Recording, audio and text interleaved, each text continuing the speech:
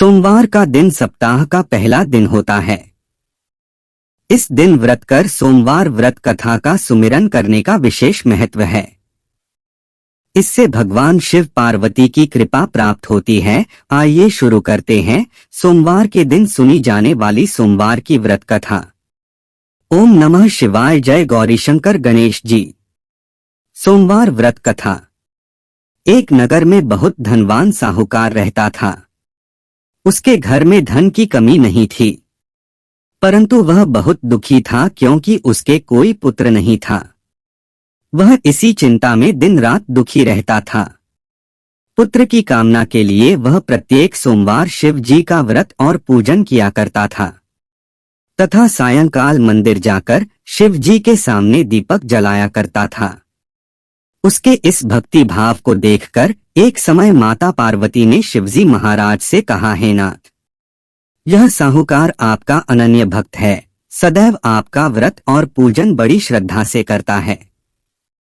आपको इसकी मनोकामना पूर्ण करनी चाहिए।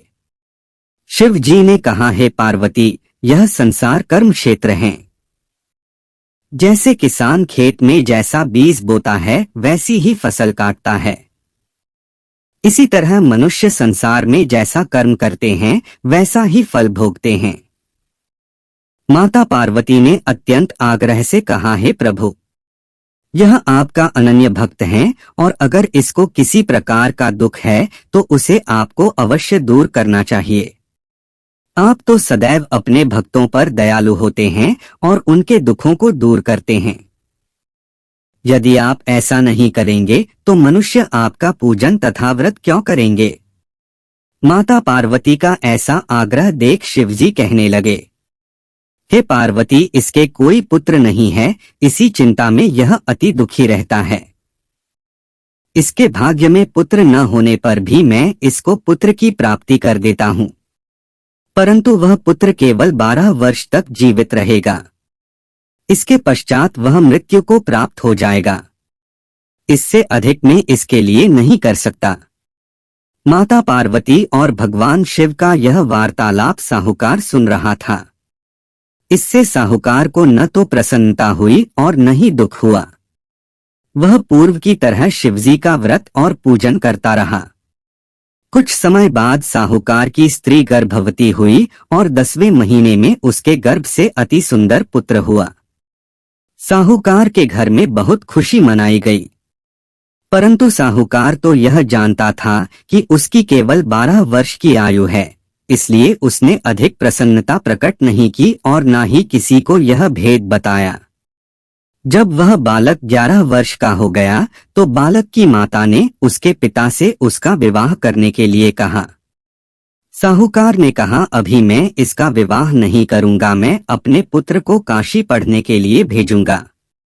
साहूकार ने बालक के मामा को बुलाकर उसको बहुत सा धन देकर कहा, तुम इस बालक को काशी पढ़ने के लिए ले जाओ और रास्ते में जिस स्थान पर जाओ यज्ञ तथा ब्राह्मण को भोजन कराते व दक्षिणा देते जाना। दोनों मामा भांजे यज्ञ करते और ब्राह्मणों को भोजन कराते तथा दक्षिणा देते काशी की ओर चल पड़े।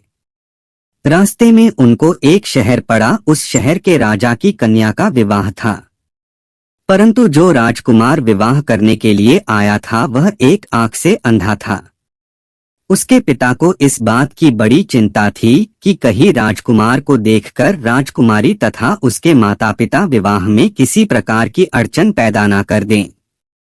जब उसने अति सुंदर सेठ के लड़के को देखा तो मन में विचार किया कि क्यों न द्वाराचार के समय इस लड़के से वर का काम चलाया जाए। ऐसा मन में विचार कर राजकुमार के पिता ने उस लड़के और उसके मामा से बात की। वे राजी हो गए। फिर उस साहूकार के लड़के को वर के कपड़े पहनाकर तथा घोड़ी पर बैठाकर कन्या के द्वार पर ले गए। सभी कार्य प्रसन्नता से पूर्ण हो गया।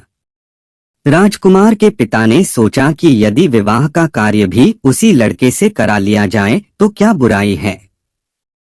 ऐसा विचार कर लड़के और उसके मामा से कहा, यदि आप फेरों और कन्यादान के काम को भी करा दें तो आपकी बड़ी कृपा होगी। मैं इसके बदले आपको बहुत सारा धन दूंगा।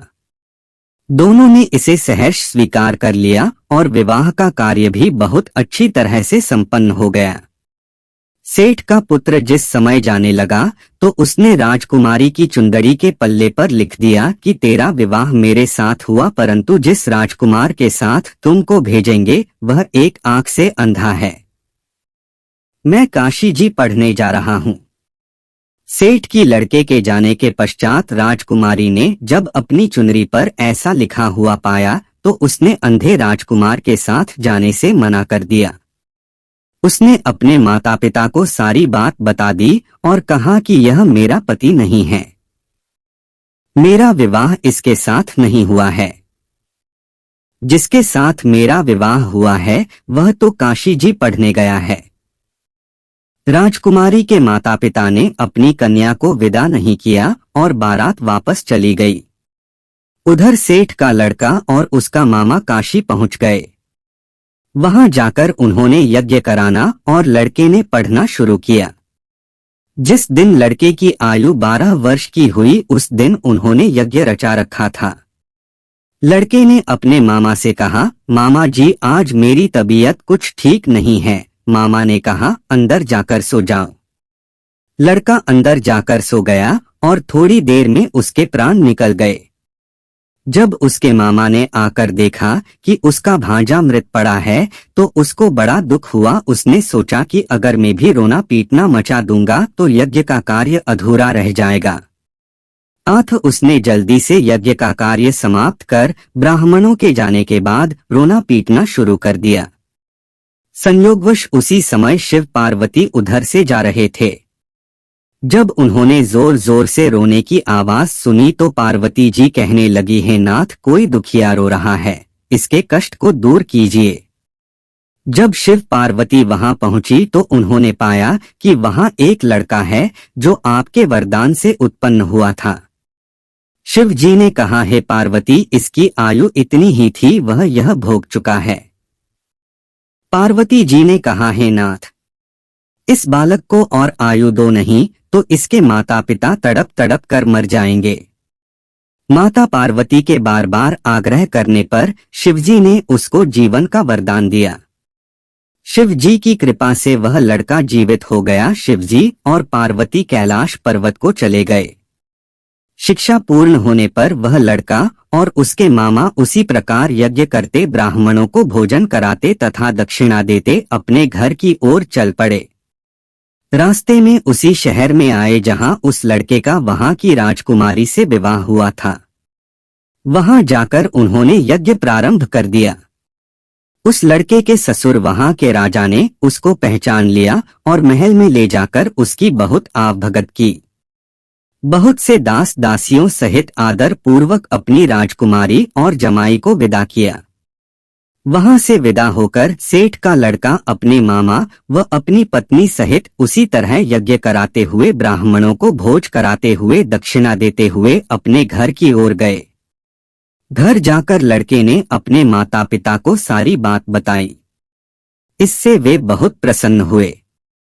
शिव पार्वती जी जैसे आपने सेठ व उसके परिवार को दिया है वैसा ही इस कथा को पढ़ने और सुनने वाले को देना।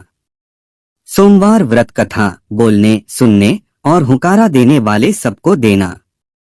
सोमवार के व्रत 3 प्रकार के होते हैं, साधारण प्रति सोमवार, सौम्य प्रदोष और 16 सोमवार व्रत। सोमवार का व्रत सूर्योदय से दिन के तीसरे पहर तक का होता है।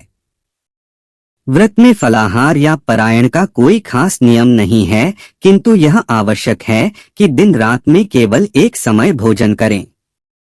सोमवार के व्रत में शिव जी तथा पार्वती का पूजन करना चाहिए। शिव पूजन के पश्चात सोमवार व्रत कथा सुननी चाहिए। सोमवार व्रत कथा, प्रदोष व्रत कथा, 16 सोमवार व्रत कथा तीनों अलग अलग है।